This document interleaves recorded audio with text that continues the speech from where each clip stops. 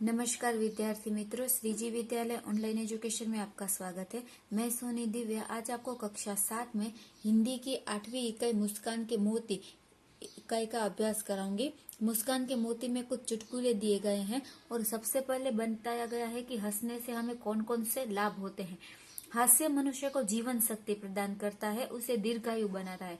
यानी कि मनुष्य को हास्य है वह नई जीवन शक्ति प्रदान करता है, उसका आयुष्य है उसे लंबा बनाता है।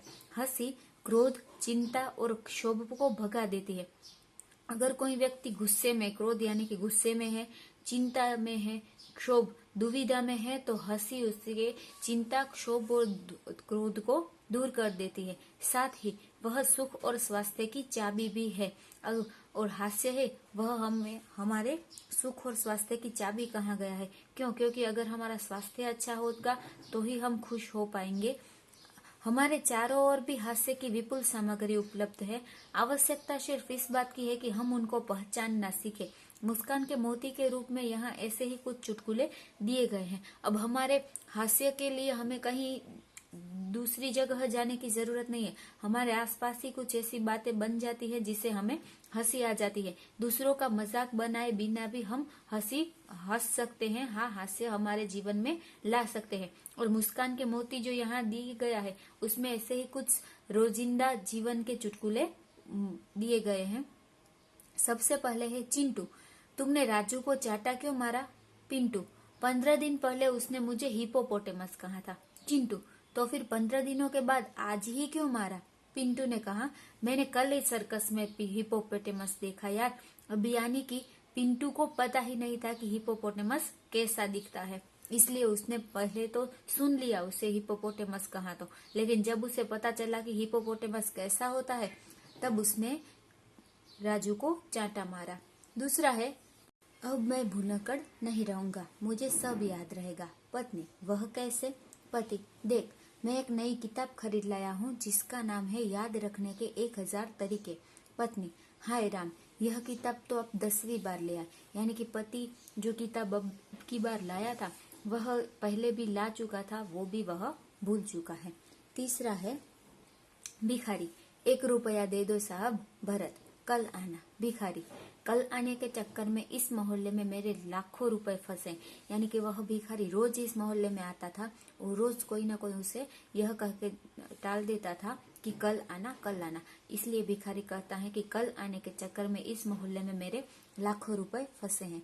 शिक्षक, रमेश, 50 में से कितने कम करने से 5 बचेंगे? रमेश, गुरुजी 0 निकाल दीजिए।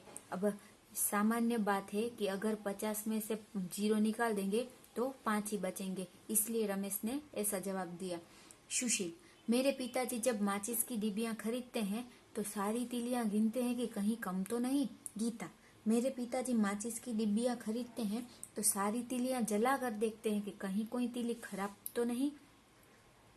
यानी कि जो गीता के पिताजी है वह वहीं पर सारी तीलियां खत्म कर देते थे। सुरेश, यह टायर कैसे पंचर हो गया? महेश, एक कांच की बोतल पर चढ़ गया था। सुरेश, क्या तुम्हें बोतल नहीं दिखाई दी? महेश, क्या बताऊं यार, वह तो उस आदमी की जेब में थी जो मेरी कार के नीचे आ गया। यानी कि महेश ने एक कांच की बोतल, एक आदमी को का एक्सीडेंट कर दिया था, उसे वह भी पता नहीं था। आगे है, आपके जूते बाहर निकाले। चित्र में दिया गया है, लिखा है आपके जूते बाहर निकालिए। अब मंदिर के बाहर सभी के जूते चोरी हो जाते हैं, इसलिए इस आदमी ने दंडवत ही प्रणाम कर लिया पैर बाहर रख के।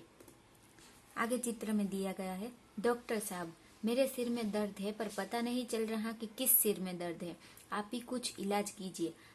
हैं, डॉक्टर साहब भी इसका इलाज नहीं कर सकते थे कि कौन से सिर में दर्द है।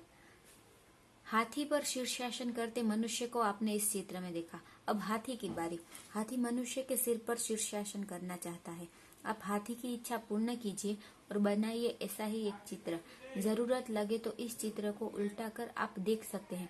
अब आप अपनी पुस्तक में यह चित्र दिया गया है तो अब आप अपनी पुस्तक को उल्टा करके देख सकते हैं। वह कुछ इस तरह से दिखेगा।